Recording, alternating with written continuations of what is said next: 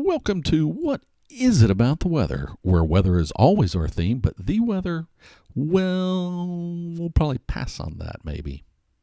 I think we'll pass on that, not talk about it too much.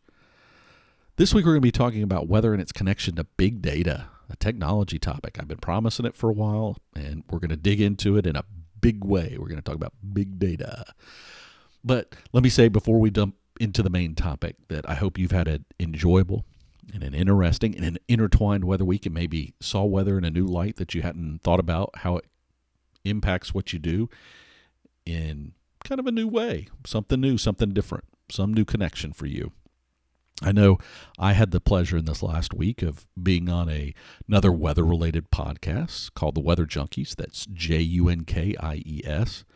Now, it's hosted by a couple of Penn State undergrad graduates, and one has gone on to be a broadcast meteorologist in the New England area, and the other is out studying atmospheric science in Colorado. So a couple different perspectives, and while they hit a lot more weather probably than I do, they also hit some kind of non-weather topics. So go over there, certainly listen to the episode I was on, but even if you're not a full-time into the weather thing, I think you'll find some other topics that they've covered that you will find interesting. National parks, the importance of science education, etc. So give them a listen. Certainly links will be in the show notes. You can find them on YouTube, their webpage, iTunes, all the same places, right?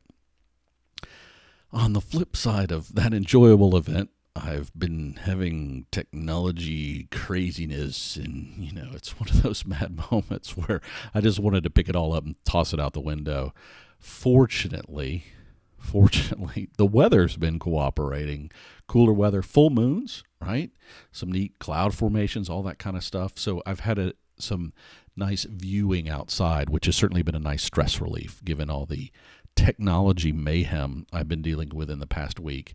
And, I don't say that lightly. Most of you know that. I mean, I love tech, and I find it improves our life quite a bit, which is why we're going to do an episode about it. But man, was it just one of those weeks. And I'm thankful that most of the things that were causing headaches have resolved or found answers or whatever it is. But,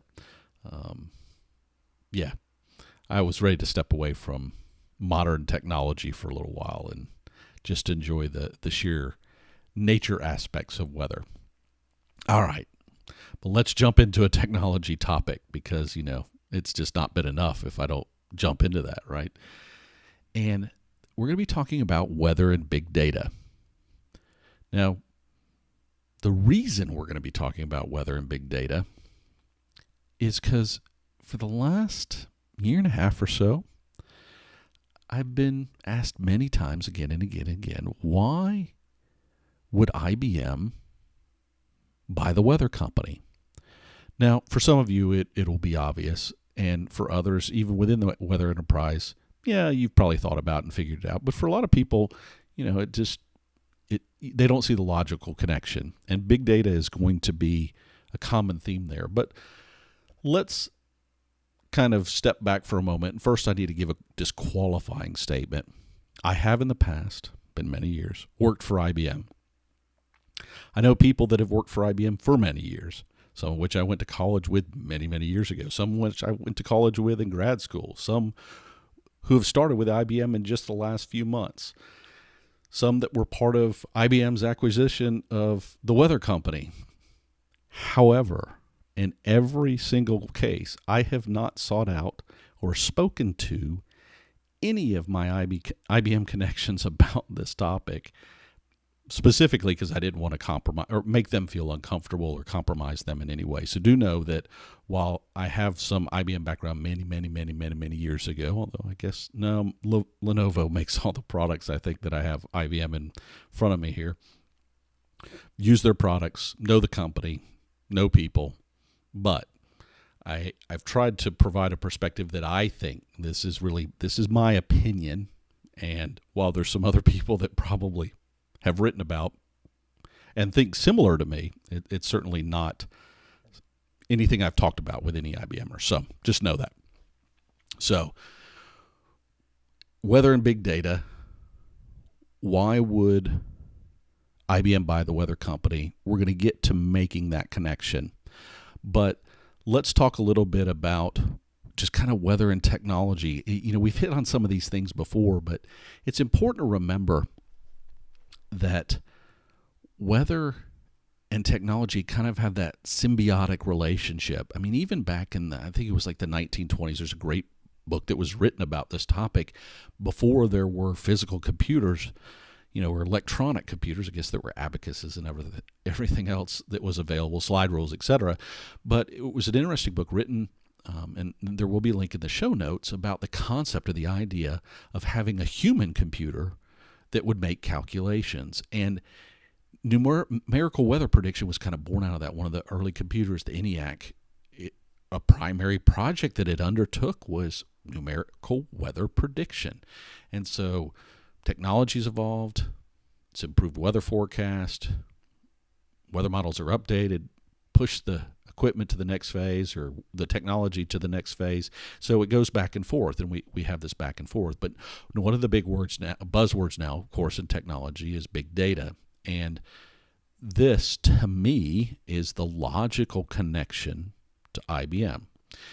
And let's kind of maybe define what big data. So you've heard the term. Everybody by now has probably heard the term big data. And it's very logical to think about big data as truly being data. But big data is not just about storage capacity, as an example. And I've just so you know, there's a variety of things, and I'll put links in the show notes to one kind of primer on big data, but I don't want to get too hung up into defining big data. I've heard it quantified in the 5 V's and the 6 C's.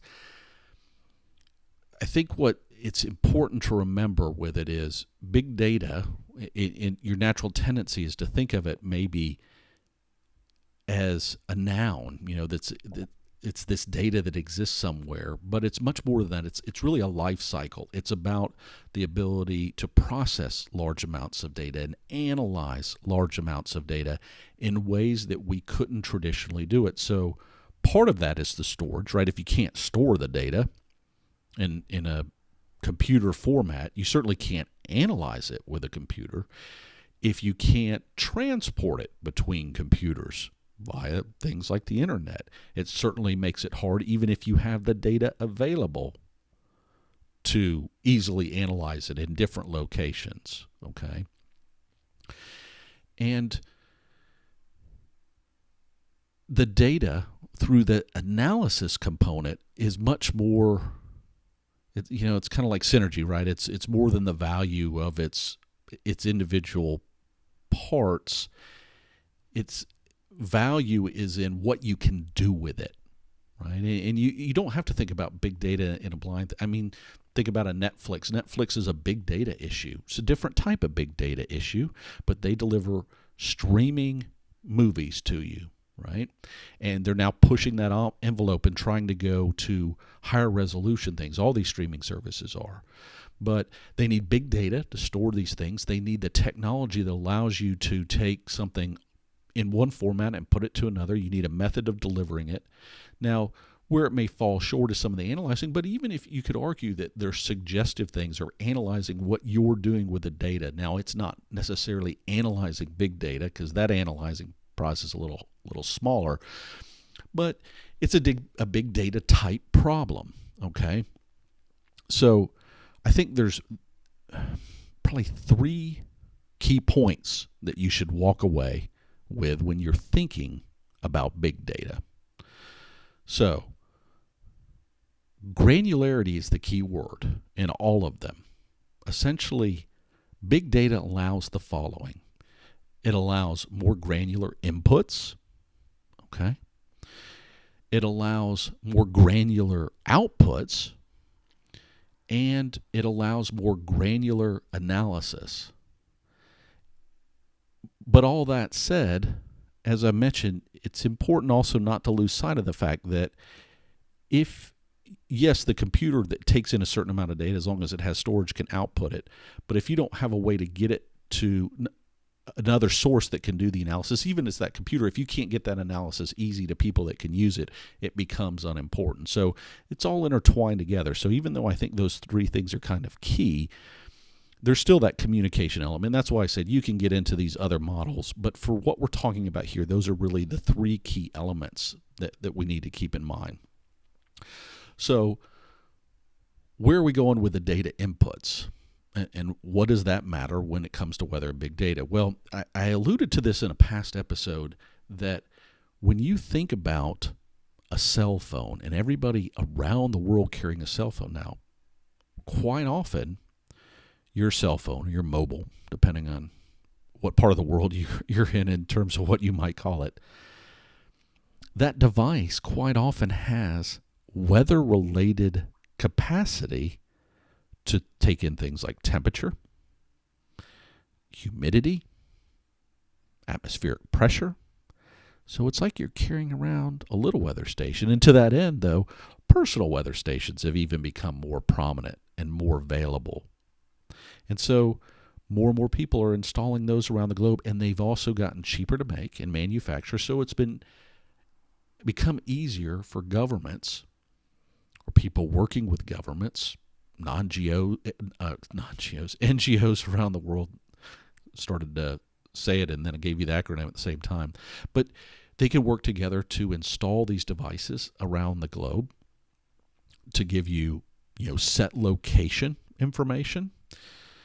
And even satellites. You heard me talk about the GOES-R, and that's a big, sophisticated satellite. But there's a lot of talk about having little, smaller satellites that would provide higher, they would stay in a certain area and only focus on a certain area, but higher concentration of data elements for measuring these things. But even imagine this. Okay, so as some of you may know now, and not everyone does, around the globe twice a day, weather balloons are launched. Now, the U.S. has the highest concentration of these. Europe certainly has a lot.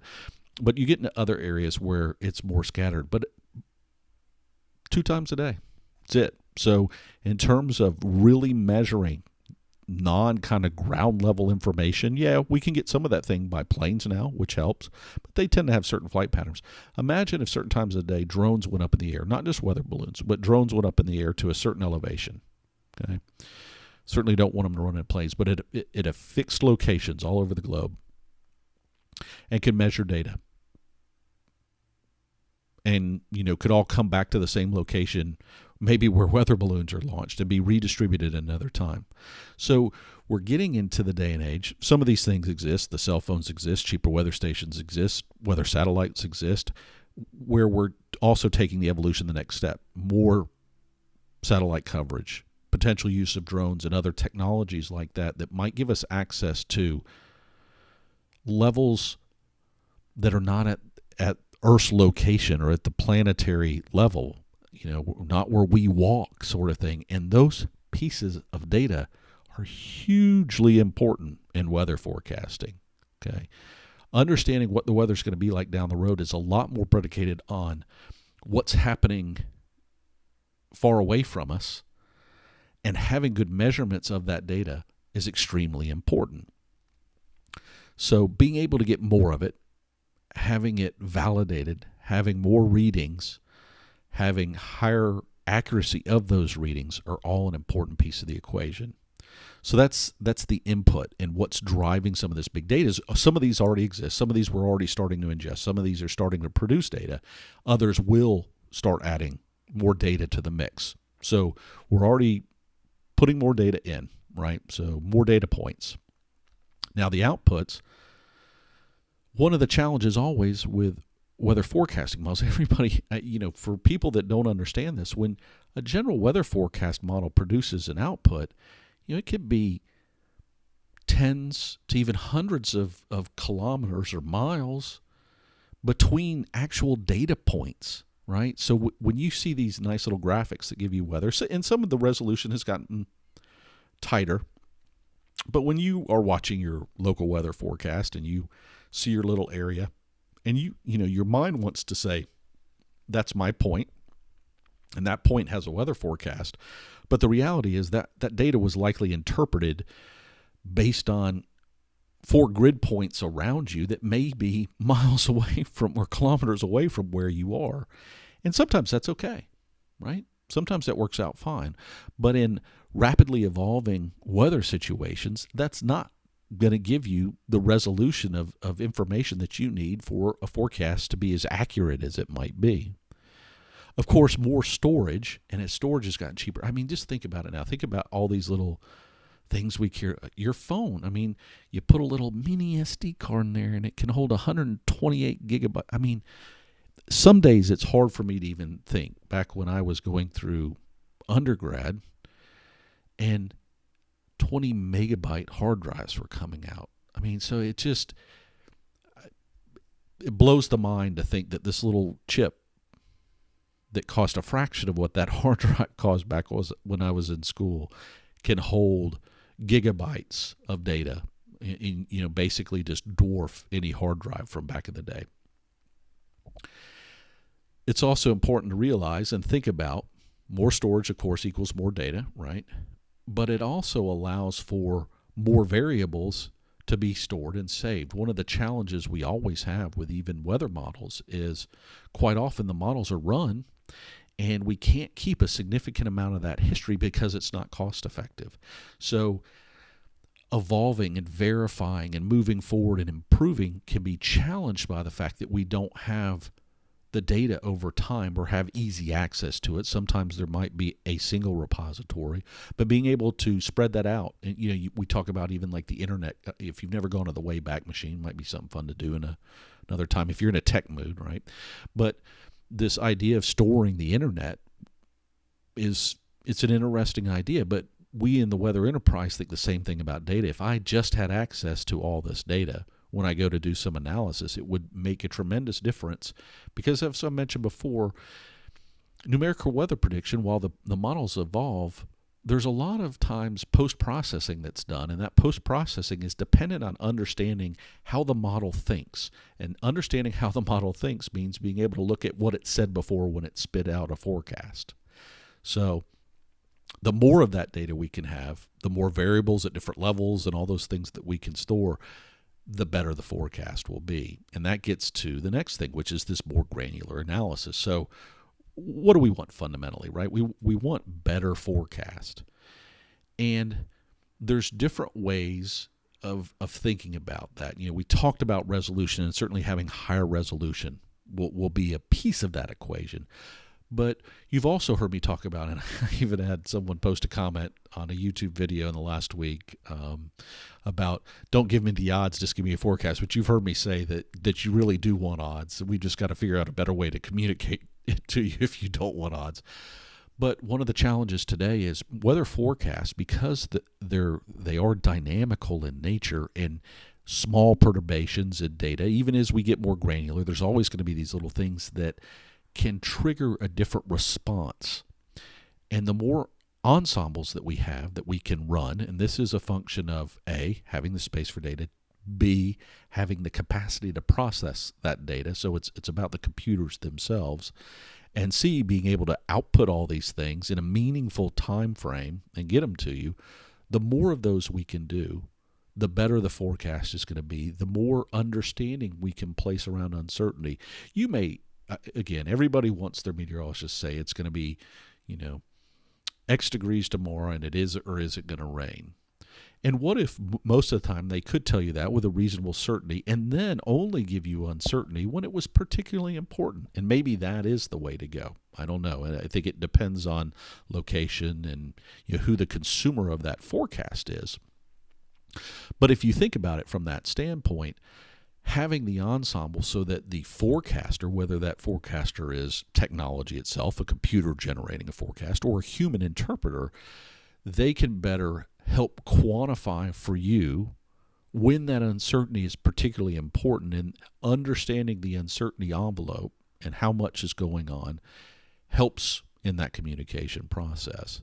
And as I was saying before, you've also got the statistics that come with it. So much of the limitations of the dynamics of the model, and that may be a while before that changes, even with big data. Understand the statistics, which is one of the things that I was actively involved in for many years. We so often had to limit ourselves based on one or two variables. Like to improve temperature, you use temperature performance, like I said, of how the model does in the past as an example of where it's going to make errors. But in the world of improved big data, you have the opportunity to use other variables or think about other ways. Because as we all know, how your area is on a cloudy day versus how it is on a sunny day, you notice those differences. Well, but it also impacts how the model might create a forecast. And so understanding if the model thinks one way when it's sunny and thinks another way when it's cloudy is a useful piece of statistical information that can be used to enhance a forecast and eliminate the biases that model might have. So all in all these things, being able to do this analysis, being able to do it more timely, and get you a forecast in a timely manner are all the key components. So the problem of big data, not just the physical storage, but the processing of big data, the communicating of big data, the analyzing of big data are all pieces to that equation. And this is, we come full circle and get back to the crux of the IBM thing, which is, and the better analysis. So you could think about, and anybody who thinks about IBM traditionally would think, well, IBM's been involved in all those things and can imagine how IBM would be involved in solving some of those problems. But one of the other things to keep in mind that's important with IBM is IBM's evolved over time. Many people think of IBM as being the big mainframe computer companies, others a PC company, others a server company, others a services company, others a big data company, others, you've heard a lot about Watson, right? Or probably have. And what they're doing with Watson, and you've heard about, what they've done in Jeopardy, games like Jeopardy or taking on chess masters and those sort of things. But what the whole concept behind all this is taking that data output from one conceptual area like a weather forecast, which was difficult enough the process to begin with, and turning it into analytical information that then can be used by other parties. And that's where you get into the better analysis.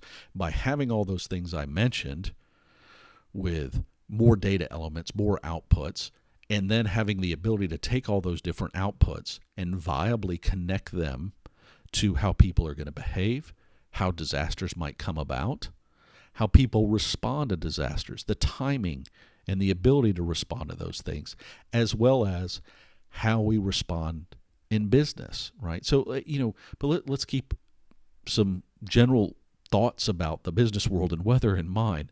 So each year around the globe, over $100 billion of damages occur due to natural events. Now, again, things get thrown in there like tsunamis and other things, but a lot of that is weather-oriented. And I saw another statistic that 33% of the worldwide gross domestic product, or GDP, is impacted by the weather. And while I haven't been able to understand exactly where this company got that data point, is a company called Weather Analytics. They're quoted a few times. You can Google it if you want. And while I may not know if that's 100% valid, they've done some analysis that suggests it's easy to understand how that might be the case when you think about weather's impact on agriculture, weather's impact on energy, weather's impact on transportation, on insurance, on emergency management. Okay, much less retail. So when you think about all those elements, it's easy to understand how it's not just about the weather forecast, but what you do with the weather forecast and the ability to do it in a timely way. So it's big data upon big data. And you start to appreciate that the IBM view and the use of Watson and the doing the analysis is much more than analyzing the weather. Sure, that's a piece of it. Okay? But think about it this way. So IBM bought the weather company, right? And you go, well, again, why the weather company? The interesting thing might not be because the weather company is uniquely qualified in generating weather forecast. They do some forecasting elements, but a lot of what they used were weather forecasting models that many other agencies around the world use. But they had a very important element that most other companies don't have.